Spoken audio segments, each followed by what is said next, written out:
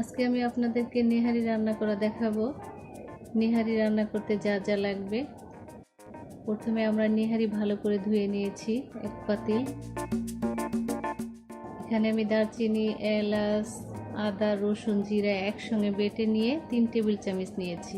4 চা চামচ মরিচের গুঁড়ো নিয়েছি, 1 চা চামচ হলুদের গুঁড়ো, ধনিয়ার গুঁড়ো নিয়েছি 1 চা চামচ, কাঁচামরিচ নিয়েছি 10-15টি, পেঁয়াজ কুচি নিয়েছি 1 কাপ, লবণ পরিমাণ মতো, তেল লাগবে রান্না করার জন্য, তেজপাতা নিয়েছি 3টি, দারচিনি নিয়েছি 3টি, এলাচ নিয়েছি 4-5টি, লং নিয়েছি 4টি, গোলমরিচ নিয়েছি 10-12টি।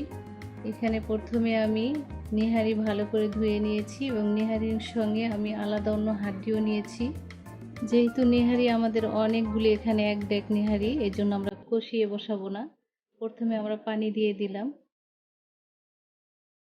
মনে রাখতে হবে নেহারির উপর দিয়ে জানি পানিটা ওঠে।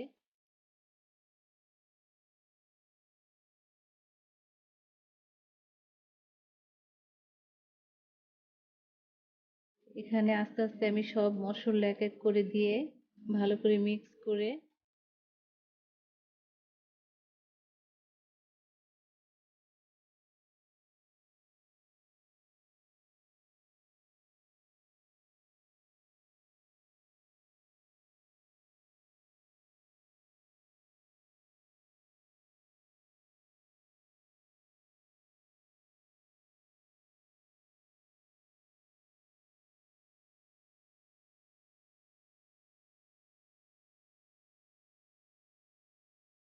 ভালো করে নেড়ে এটা চুলায় বসিয়ে দেব।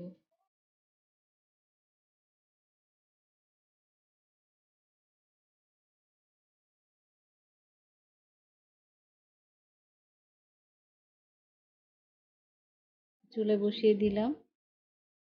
এখন এটা আমরা 5-6 ঘন্টা এটা আমরা বলক আসার পরে হাই হিটে এটা বলক আসাবো। বলক আসার পরে আমরা এটা কমিয়ে দিব চুলা।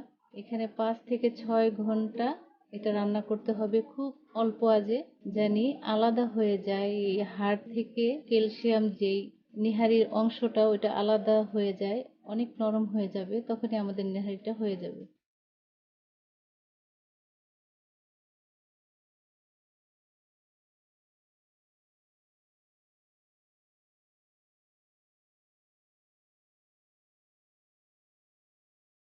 বলক আসার পরে আমি কাঁচামরিচ দিয়ে দিয়েছি। হয়ে গেছে আমাদের নেহারি। এখানে আমি 5-6 ঘন্টা নেহারিটা জাল দিয়েছি, আলাদা হয়ে যাবে হাড্ডি থেকে মাংসটা, তখনই মনে করবেন নেহারিটা হয়ে গেছে, তখন খাওয়ার উপযোগী হবে, আমাদের হয়ে গেছে নেহারি।